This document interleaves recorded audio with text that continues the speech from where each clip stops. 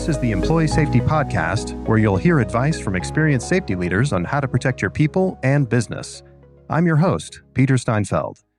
Today, I'm speaking with Hannah Olson, co-founder and CEO of Disclose, a platform that helps organizations track employee disability accommodations. In this episode, Hannah shares how organizations can foster an inclusive safety culture without compromising employee privacy. Let's get into the conversation.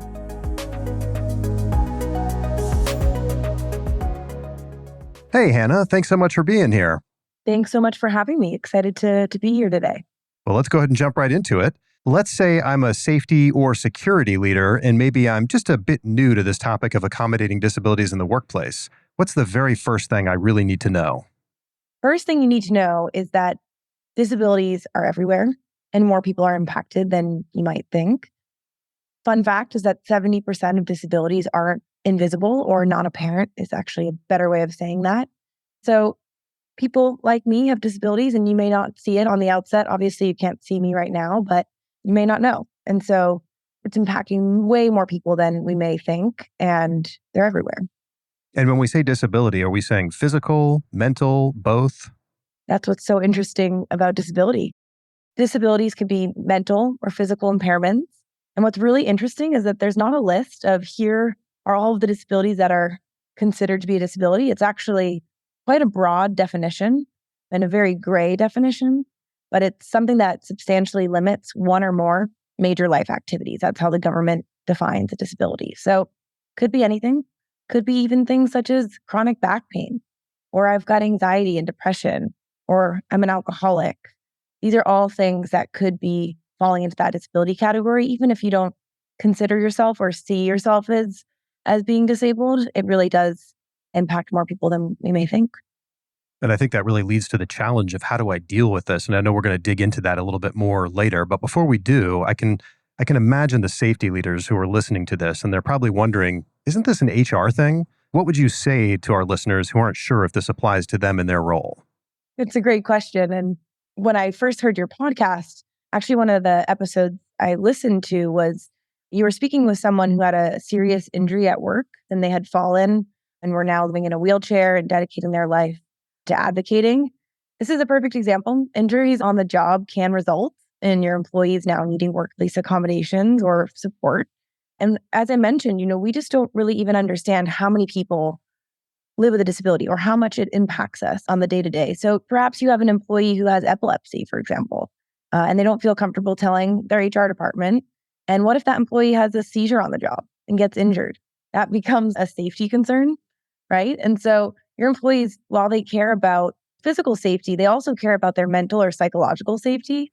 And right now, the process of disclosing your disability and asking for accommodations, it's not safe and it is invasive. And if you don't think that the topic applies to you, I hate to be blunt, but it does. Everyone is impacted by disability in some way. And whether we consider ourselves to be directly working in the disability space or kind of tangentially, it is affecting and impacting all of us. Yeah, I think it's one of those elephants in the room that nobody wants to talk about. And it, as you were talking there, it reminded me, when I was in college many years ago, one of the students was in an accident that resulted in his paralysis from the waist down. And upon his return, the school built wheelchair ramps to every single building, many of which were built back in the 1800s. So Wow. as a very young man, that really opened my eyes to how much the world around us is geared toward those without disabilities, and then how frustrating it can be for those with them. So with that in mind, what's it like for employees who are navigating the workplace with a disability or chronic health condition? I'll start by sharing my story because I think it'll help kind of paint the picture. I myself, as I'm alluded to, have dealt with chronic illness, which I now consider to be a disability. I didn't realize it at the time. And when I first entered the workplace, I had an IV in my arm, which I had for about 3 years. And I was hooked up to antibiotics for 8 hours a day, every single day. Wow. Oh my goodness. And hooked up to an IV pole. That's talk about a safety concern. Yeah. But, I saw firsthand just how challenging it was to navigate the process of telling my boss. I remember getting the job and truthfully being terrified of telling them that I had an IV. I thought, they're going to rescind my offer or, I'm never going to get to move up in this career. And unfortunately, I ended up in a company and career that wasn't right for me. and wasn't accepting of this situation. But now I've obviously have dedicated my life to helping people like me, but it's a very uncomfortable process. And my story is not unique. For people with chronic illnesses and disabilities, right now, the process, as I mentioned, is unsafe. And it involves you typically having to go to your manager, or if you're lucky, your HR department, and raising your hand and saying, I'm someone with a disability and I need support or I need an accommodation. And now you've outed yourself and now you could potentially face discrimination. And that's a very scary process for people. And it's why most people don't disclose. And so today, working with a disability often involves you being silent and you having to suffer through that silence because you're too scared to say anything and potentially impact your career. With the pandemic, we started to see a shift in attitude around mental health that just didn't exist. It used to be like mental health, go deal with your own problems on your own time. And then the pandemic hit, and now it's something that people talk about on both sides. So there's this openness now, a bit more. I'm not saying we're perfect. Are you seeing that also on the disability front? Not because of the pandemic, but in general, is there kind of been a sea change or a shift change in how people view this in the relationship, or is it still very much a struggle? In great news, actually, disability employment reached a record high this past year. So more people with disabilities are employed than ever before. And that is really exciting news. And I think it goes to show exactly to your point. We all went remote during COVID very quickly and unprompted, and we didn't have any idea of how we were going to handle this. But suddenly we accommodated all of our people. And we realized that we can do this and we can be flexible and we can make accommodations for people. And so I think it's really shifted the way we treat people with disabilities and the way that we can and are open to accommodating them. And so I absolutely think there's starting to be a shift. I also think with things like pregnancy, we're starting to have more protections to support people who are pregnant in the workplace. And all of this is pushing employers to realize, hey, we're going to lose talent if we don't meet them where they're at. And where they're at is we need help. And I think, lastly, I'll say there was a huge jump in the amount of people asking for accommodations last year. We saw a 61% increase, which is Wow. crazy. And I Yes. think it just goes to show that more people are feeling like, hey, if I don't get what I need, I'm just going to leave this job and go to a new company. And so people are raising their hand. And as we enter this return to work era right now that we're in, more people than ever are going to say, I actually am someone who needs help. Well, I'm glad you mentioned that statistic because as you were talking, I was thinking, did we just hide the problem because people could stay home and hide behind a Zoom screen or something like that? But it sounds like no, they're being empowered now to say, hey, I need help or I've got this disability and it's okay to talk about it. Whereas previously, like you said, complete fear. So I think that's great.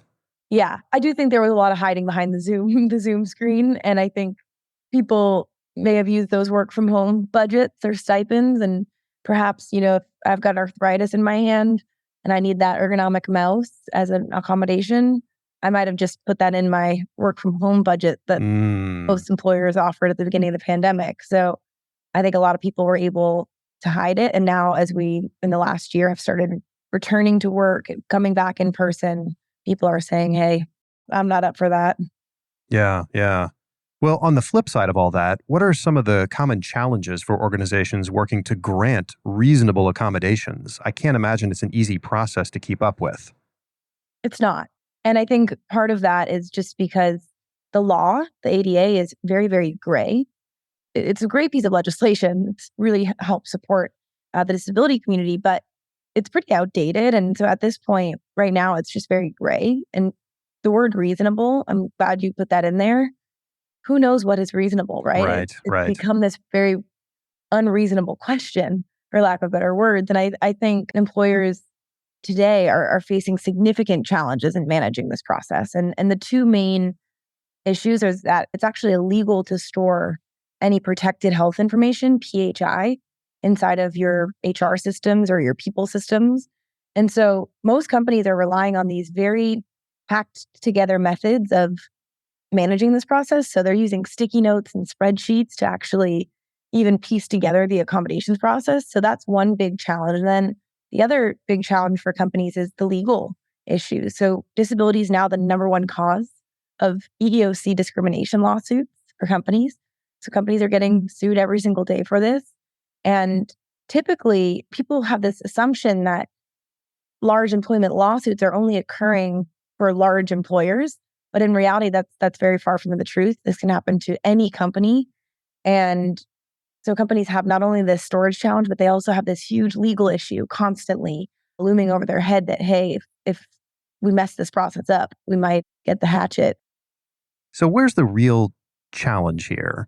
And when I say that, you're always going to have your bad actor who's going to come in and say, I'm going to look for a violation and try to take advantage of it. But I think that's really small. Most people with disabilities want to work with their employer and figure something out, and they get it. It's like, look, most people don't need this accommodation. I do. I'm just asking for a fair shot. So how do you work together as an employer and employee? I think a lot of it comes down to education and educating managers and HR folks on having these conversations and navigating them, and having conversations about empathy as well.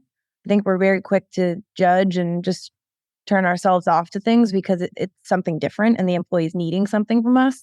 But like you said, people are only asking for accommodations because they actually need something. It's very rare that someone's saying, I want a standing desk just for fun. Right. Companies aren't going to allow that. And so I think a lot of it comes to education and just teaching people how to be good humans. It seems simple, but that's really a huge piece of this is how do we make our employees feel safe and feel comfortable? And we do that through education.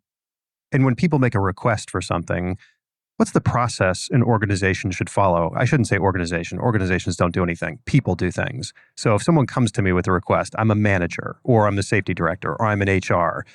What do you want to do there? Like, clearly you want to document things. Do you bring in legal? What's the process you follow to make sure that everything's above board and we show we're actually trying to make a serious effort to accommodate this so nothing can be left to interpretation later if it ends up going to a lawsuit and there's confusion? In terms of how the manager or HR person should actually handle this process, you're right. Documentation is everything. You have to document every single step throughout the process. But I think taking a step back, just as I mentioned, responding with empathy is one huge piece that's often missed. People forget how hard it is for that employee to come to them in the first place. And so making that person feel safe and feel like we're here for you throughout the whole process.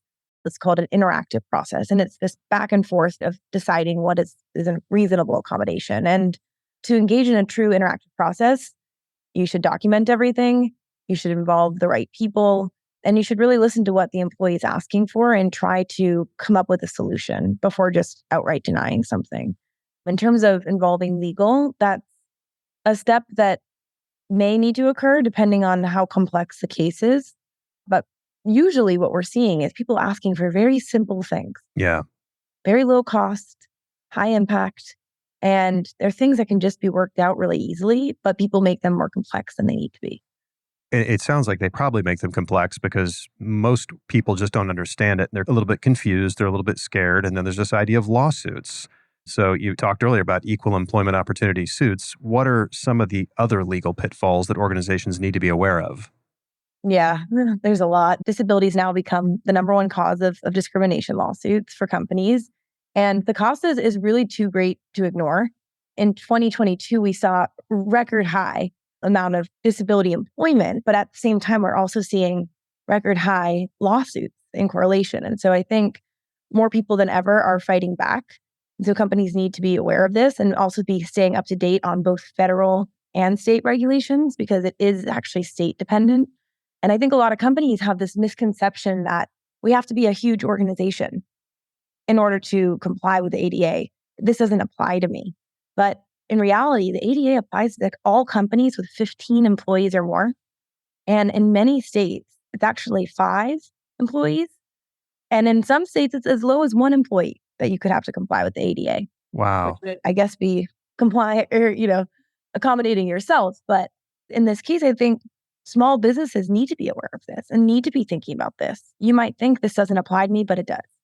And so that's one big piece. And then we're seeing these new regulations as well. So we're seeing protections I mentioned for pregnant employees. This past year, we had the PUMP Act and the Pregnant Workers Fairness Act both passed. PUMP Act is to allow moms to have a place to breastfeed at work. and time to do that during the workday. Whereas Pregnant Workers Fairness Act is quite literally the ADA for pregnant employees. And so now pregnant employees can ask for accommodations. And so companies need to be aware of all of these changing regulations and stay on top of it. The risk is just too great to ignore. There's a lot changing, to your point that you just said, and I can imagine a lot of organizations don't have the wherewithal financially to engage legal counsel on these types of things to stay up to date on all the stuff that's going on. Man, we could spend the rest of the whole podcast on this alone, but I guess maybe to sum it up, how does that work? Let's say a new law comes into place. You weren't aware of it. Someone comes to you. There's not lawsuit immediately. It's like, hey, you've got some time to redress this. Is that fair? I think usually they'll let us know about the law months in advance before it goes into effect. Like Pregnant Workers Fairness Act passed in December of 2022, and it goes into effect on June 27th of 2023.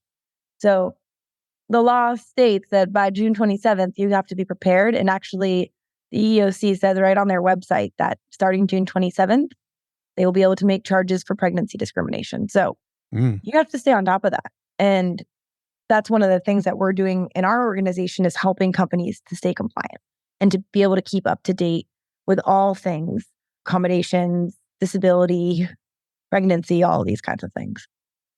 Well, you mentioned this before, and I want to dig into it a bit. On the one hand, we're always encouraging organizations to build a culture of communication, inclusivity, awareness. But then on the other, that might seem at odds with employee privacy, which you mentioned before. So is there a way organizations can balance those two things? Yeah, of course. I think a lot of this is intertwined. One of the big things that we took into account when we built our software was that we help people to verify their disabilities with their doctor, but we don't share their condition with the employer. And that's something really important in this process because the employer doesn't need to know that Hannah has Lyme disease. They just need to know that this is verified and Hannah needs this accommodation. And so that can really help the employee to feel safe through the process that I'm getting access to the support and the inclusivity piece that you mentioned. But at the same time, my employer is not going to know the very specifics of my medical condition, which feels very uncomfortable. I like to use the example of imagine someone with irritable bowel syndrome and they have to use the shared restroom multiple times per day. And maybe there's desks right next to that restroom and they don't want to have to use that restroom every day. But imagine that conversation with your boss. Like, it's not a comfortable conversation to have. But that should be something that the employee can be accommodated for. But the employer doesn't need to know that it's due to IBS or IBD. And so there's ways that we can create safety and privacy for the individual while still being an inclusive and thoughtful employer. Hopefully that helped answer that. No, it absolutely does. But man, that is tough because I think that's part of the problem here that I don't know it's solvable. If you can't share why you're asking for the accommodation, human nature is, well, why the heck do you need it? And everyone up and down the chain, your manager, their director, like they're all going to be like, this is crazy. Like, why are we doing this? But if you just told them in 2 seconds, they'd be like, oh, yeah. Okay, no problem. So how do you deal with that? That's really tough. You can verify that someone does indeed have a certain condition with their doctor. You just don't need to know the actual disability itself.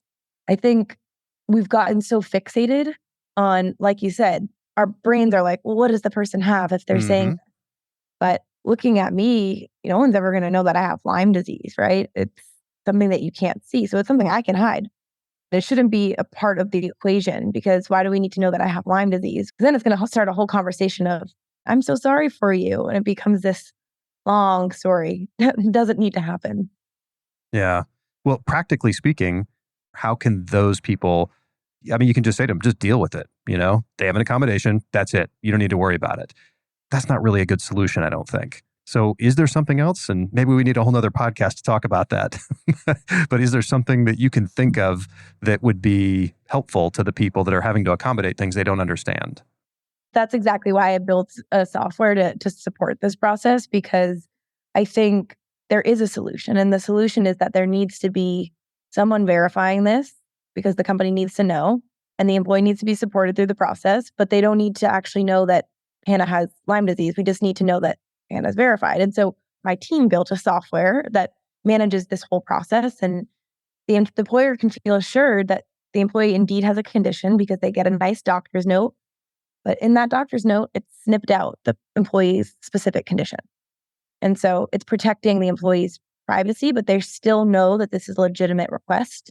And unstructured conversation happens. People have conversations in the lunchroom and they might mention, hey, it's because I have IBS or I have anxiety. That's what I'm going for my appointment. And that's okay. That can happen. That's part of a workplace, right? But it shouldn't be something that just immediately gets outed. Yeah, It should be your choice to have that conversation. absolutely. And I think just it's cultural. We talk about on this show all the time that to have a really good safety program in your organization, it can't just be checklists. It has to be cultural. Part of our organization is that we absolutely respect people's privacy and we want to make it an inclusive environment that people with disabilities feel comfortable coming here and don't have to share anything. And that's got to come from the top down. The leaders of the organization have to walk the walk, talk the talk. I mean, all that. And if they don't, it's not going to work. So I think making sure that key leaders in the organization talk about this, explain it. You said it earlier, educate. Then people go, yeah, it's okay that I have no idea what's wrong with Hannah. That's totally fine. But I'm here to work with her and make this as comfortable a place as possible. Yeah. And there's things, like you said, that are safety concerns and that the employer should know. Like if I have a serious allergy, my employer should know that, because if they give me that in the office and I have an allergy attack, that's on you, right? But that's what we consider maybe like an emergency action plan versus here's just me disclosing something to you. So I think there are things that are safety concerns. I may have given the example of epilepsy earlier in the podcast. And like that's something that your employer may want to know, because if you have a seizure, here's what we need to do. But there's things that don't need to be known. And so I think that there's this, again, ADA is so gray, very nuanced.